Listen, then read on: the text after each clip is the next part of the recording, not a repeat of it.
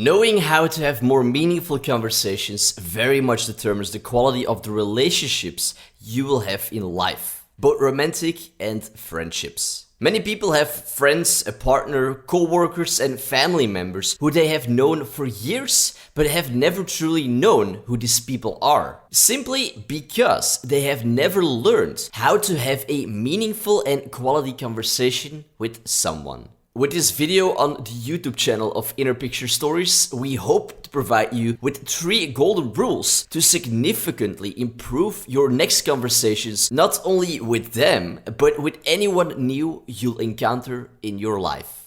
1. Ask quality questions. The quality of your life very much depends on the quality of your questions. The first and most important golden rule is to learn how to ask better questions. The reason is simple. If your questions remain narrow, so will your conversations. Try to construct your questions using the following words: who, what, where, when, why, and how.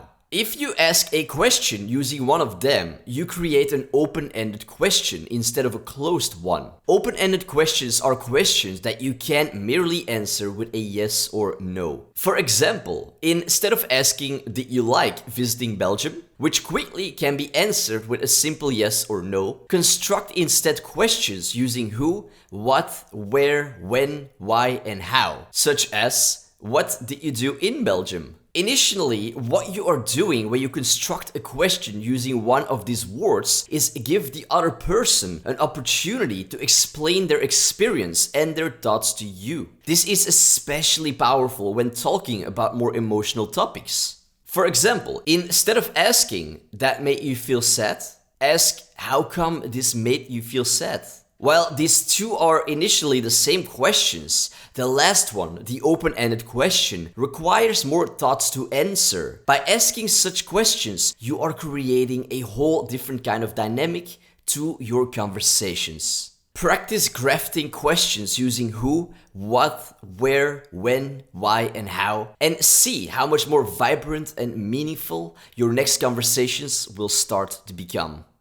2. Don't multitask, be present. Focus on the conversation. The myth that women can multitask and men can't is not true. The truth is, none of us are good at this. Enough studies have shown that our brains aren't designed to be good at multitasking. What that underscores in terms of conversations is that you simply won't have a good conversation if you're trying to listen and are occupied with something else at the same time. For instance, if you're also on your phone, working on your laptop, preoccupied with your thoughts on something else, etc. Listening is something that must be done actively, not passively. Meaning, if you truly want to understand someone, you need to keep your full attention on them. If your attention is only half on the conversation because you are checking your phone at the same time, no true connection can be established as you aren't fully in the moment. Also, referring in particular to phones, that device many of us have a bit too often in our hands or within reach. Research has found that simply having a mobile device within easy reach already divides your attention, even if you're not actively looking at it. In the study, it was found that conversations in the absence of mobile communication technologies were rated as significantly superior compared with those in the presence of a mobile device, above and beyond the effects of age, gender, ethnicity, and mood. So, put your phone away when you are engaged in a conversation. No, not on the table, but in your pocket or bag, so you can put your full attention in what's happening at the moment. The conversation. People appreciate it enormously when they feel the other person is fully in the conversation. It honestly doesn't feel nice when a person with whom you're sharing something suddenly decides to take a look at a text message they just have received. It breaks the connection completely and it makes you, the other person, feel like you matter less than their phone. I'm sure it has happened to you. If you can't remember this happening to you, pay attention when you are in your next conversation and notice when it happens, how it makes you feel and how much lower the quality of the conversation becomes. Don't multitask. Be fully present with the person you are speaking with and notice how much deeper your conversations will become.